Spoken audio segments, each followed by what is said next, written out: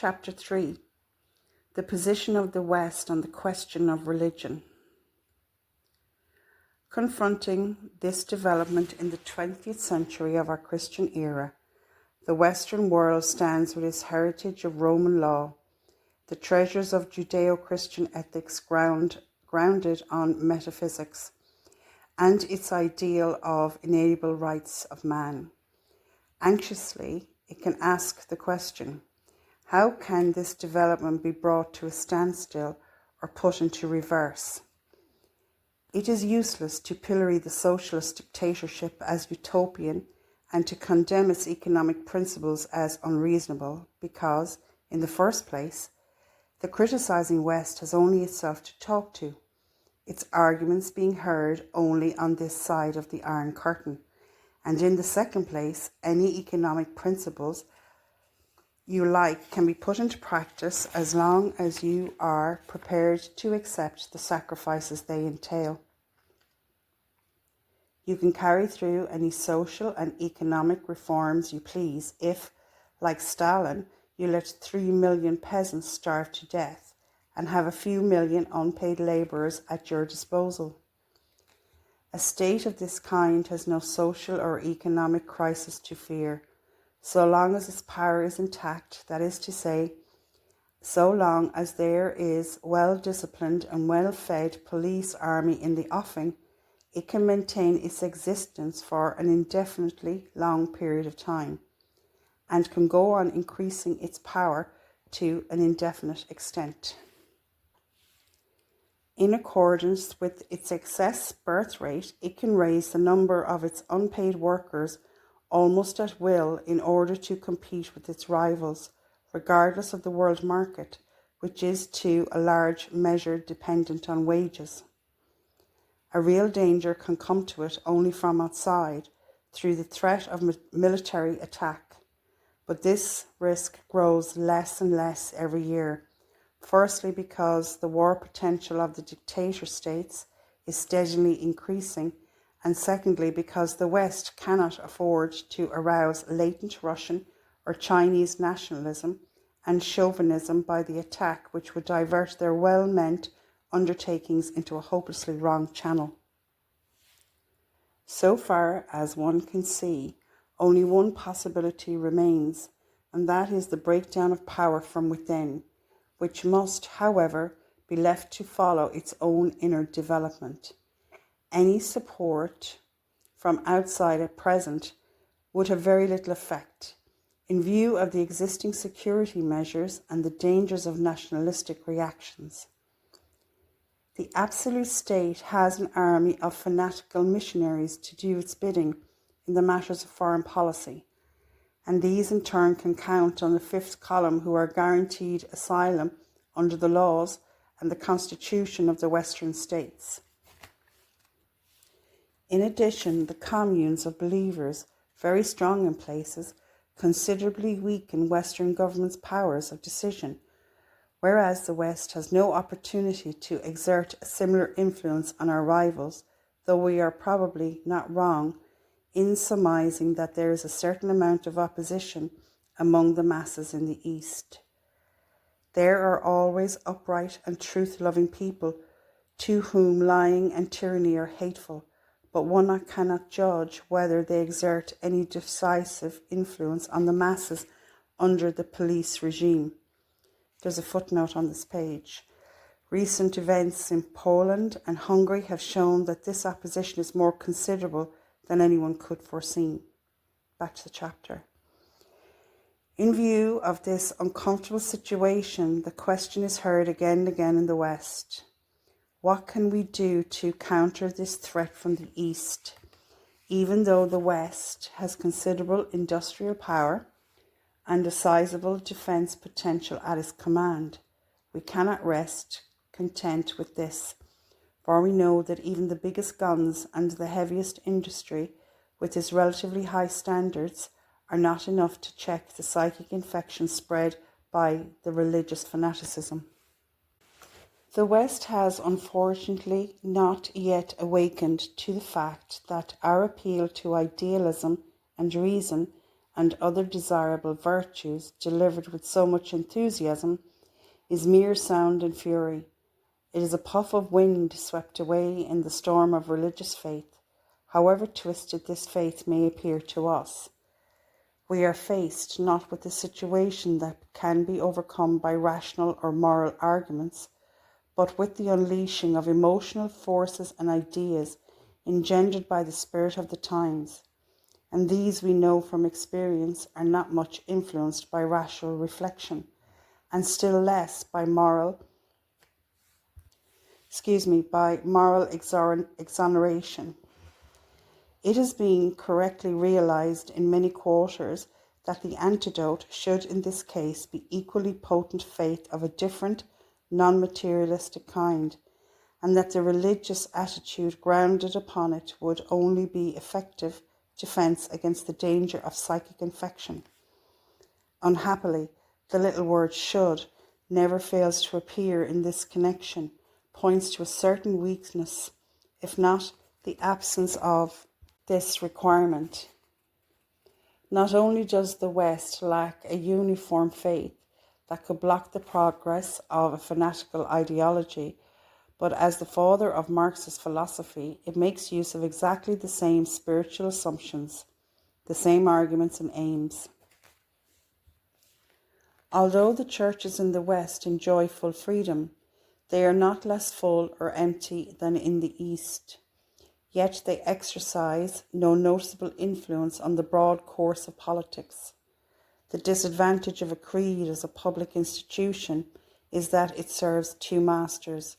On the one hand, it derives its existence from the relationship of man to God, and on the other hand, it owes a duty to the state, for example, to the world in which connection it can appeal to the saying, "Render unto Caesar," and various other bits in the New Testament. In early times and until comparatively recently, there was, therefore, talk of powers ordained by God, as in Romans chapter 13.1. Today, this conception is antiquated. The churches stand for traditional and collective convictions, which in the case of many of their adherents are no longer based on their own experience but on unreflecting beliefs, which is notoriously apt to disappear as soon as one begins thinking about it. The content of belief then comes into collision with knowledge, and it often turns out that the irrationality of the former is no match for the logical beliefs of the latter. Belief is no adequate substitute for inner experience, and where there is absent even a strong faith, which can miraculously, as a gift of grace, may depart equally miraculously. People call faith the true religious experience, but they do not stop to think that actually it is a secondary phenomenon arising from the fact that something happened to us in the first place, which instilled into us, that is, a trust and a loyalty. This experience has a definite content that can be interpreted in terms of one or another of the denominational creeds. But the more that this is so, the more the possibility of these conflicts with knowledge mount up, which in themselves are quite pointless. That is to say, the standpoint of the creeds is archaic. They are full of impressive mythological symbolism, which, if taken literally, comes into insufferable conflict with knowledge. But if, for instance, the statement that Christ rose from the dead is to be understood not literally, but symbolically, then it is capable of various interpretations that do not collide with knowledge and do not impair the meaning of the statement. The objection that understands it symbolically puts an end to the Christian's hope of immortality is invalid, because long before the coming of Christianity, mankind believed in life after death, and therefore had no need of the Easter event as a guarantee of immortality. The danger that a mythology understood too literally and as taught by the Church will suddenly be repudiated lock, stock and barrel in today's greater than ever. It is not the time that Christian mythology, instead of being wiped out, was understood symbolically for once.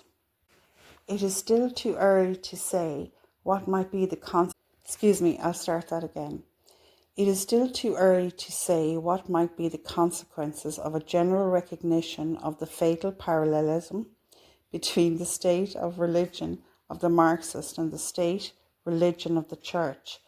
The absolute claim of a city of God represented by man bears an unfortunate resemblance to the divinity of the state, and the moral conclusion drawn by Ignatius Loyola I can say that again.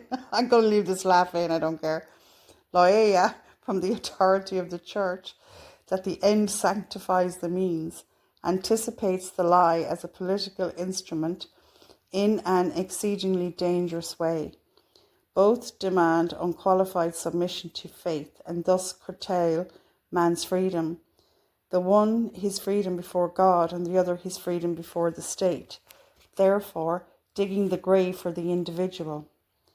The fragile existence of the individual, the unique carrier of life, is threatened on both sides, despite their respective promises of spiritual and material ideals to come, and how many of us can in the long run fight against the proverbial wisdom of a bird in the hand is worth two in the bush.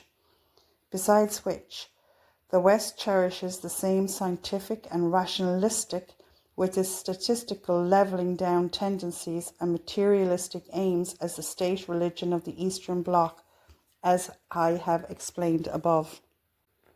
What then has the West, with its political and denominational schisms, to offer the modern man in his need?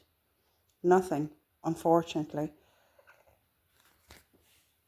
except a variety of paths, all leading to one goal, which is practically indistinguishable from the Marxist ideal. It requires no special effort of understanding to see where the communist ideology gets the certainty of its belief that time is on its side, that the world is ripe for conversion. The facts speak a language that is all too plain in this respect. It will not help us in the West to shut our eyes to this and not recognize our fatal vulnerability. Anyone who has once learned to submit absolutely to a collective belief and to renounce his eternal right to freedom and the equally eternal duty of individual responsibility will persist in this attitude and will be able to set out with some credulity the same lack of criticism in the reverse direction, if another and manifestly better belief is foisted upon his alleged idealism. What happened not so long ago to a civilized European nation? We accuse the Germans of having forgotten it all again already, but the truth is that we don't know for certain whether something similar might happen elsewhere. It would not be surprising if it did, and if another civilized nation succumbed to the infection of the uniform and the one-sided idea, America, which forms the real political backbone of Western Europe, seems to be immune because of the outspoken counterpositions she has adopted. But, in fact, she is perhaps the most vulnerable in Europe. Her educational system is most influenced by the scientific worldview. With its statistical truths, and her mixed population finds it difficult to strike roots in a soil that is practically without history. The historical and humanistic type of education so sorely needed in such circumstances leads, on to the contrary, a Cinderella existence.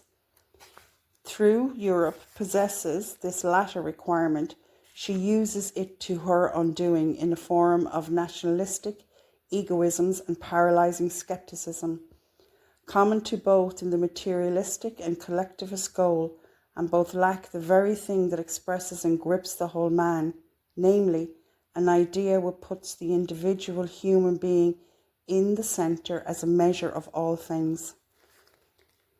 This alone is enough to arouse the most violent doubts and resistances on all sides, and no one can almost go so far as to assert that the valuelessness of an individual in comparison with large numbers is the one belief that meets with universal and unanimous assent.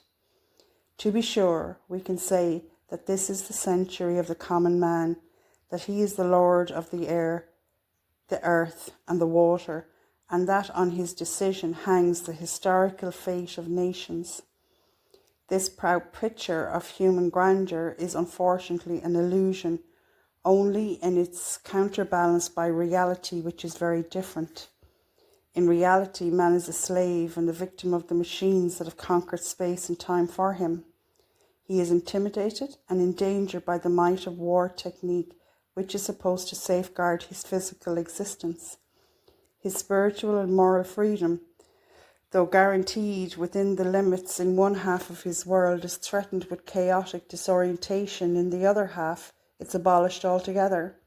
Finally, to add comedy to tragedy, this Lord of Elements, the universal arbiter, hugs to his bosom notions which stamp his identity as worthless and turns his autonomy into an absurdity.